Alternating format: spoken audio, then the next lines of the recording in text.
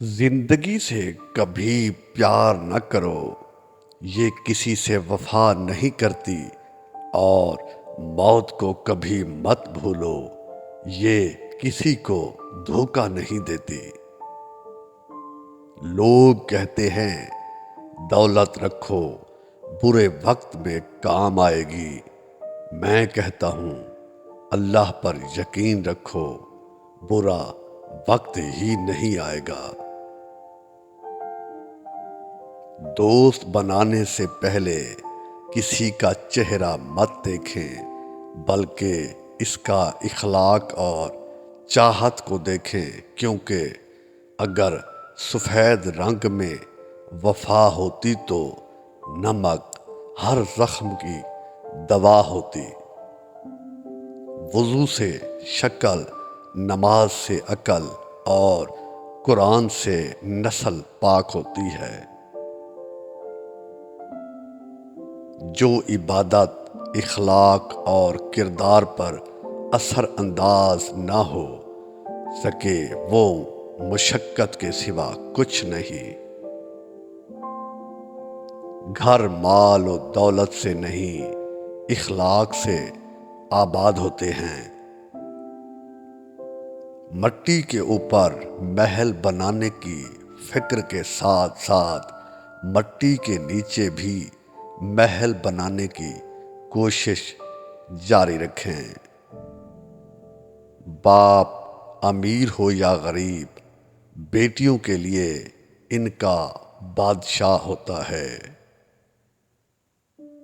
قرآن جو قوموں کو زندہ کرنے کے لیے آیا تھا، اسے ہم نے مردوں اور قبرستانوں کو سنانے تک محدود کر دیا ہے۔ ہم نے اپنے گھروں کے اندر قرآن مجید کو مقدس سمجھ کر اتنا اونچا رکھ دیا ہے کہ اب وہاں تک ہاتھ نہیں پہنچتا۔ سچ جتنی دیر میں جوتے پہنتا ہے، جھوٹ اتنی دیر میں آدھی دنیا گھوم آتا ہے۔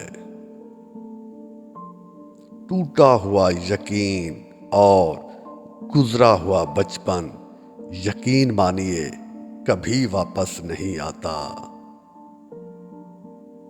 مردہ گر دیندار ہو جائے تو دین گھر کی دہلیز تک پہنچ جاتا ہے، اور اگر گھر کی عورت دیندار ہو جائے تو دین نسلوں تک پہنچ جاتا ہے۔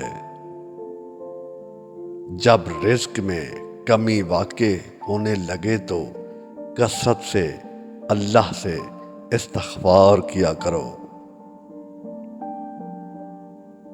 نیند کو عبادت بنانے کا سب سے آسان طریقہ یہ ہے کہ آپ باوضو ہو کر سویا کریں۔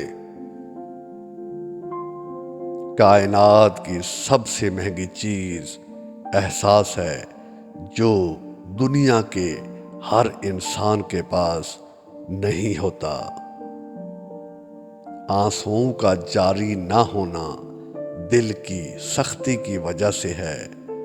دل کی سختی گناہوں کی کثرت کی وجہ سے ہے۔ گناہوں کی کثرت موت کو بھولنے کی وجہ سے ہے۔ موت سے غفلت لمبی امیدوں کی وجہ سے ہے۔ لمبی امیدیں دنیا سے محبت کی وجہ سے ہے، اور دنیا کی محبت ہر گناہ کی جڑ ہے۔ کائنات میں کوئی اتنی شدت سے کسی کا انتظار نہیں کرتا جتنا اللہ اپنے بندے کی توبہ کا کرتا ہے، اور زندگی کا سب سے بڑا رزق توبہ کیے بغیر سونا ہے۔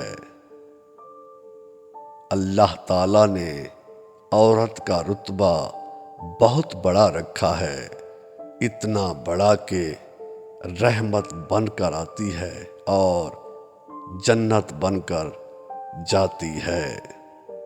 مایوس مت ہونا، اللہ سب سے زیادہ مایوس کن لمحات میں امید بھیجتا ہے، اور یاد رہے سب سے زیادہ بارش ہمیشہ تاریک ترین بادلوں سے ہوتی ہے۔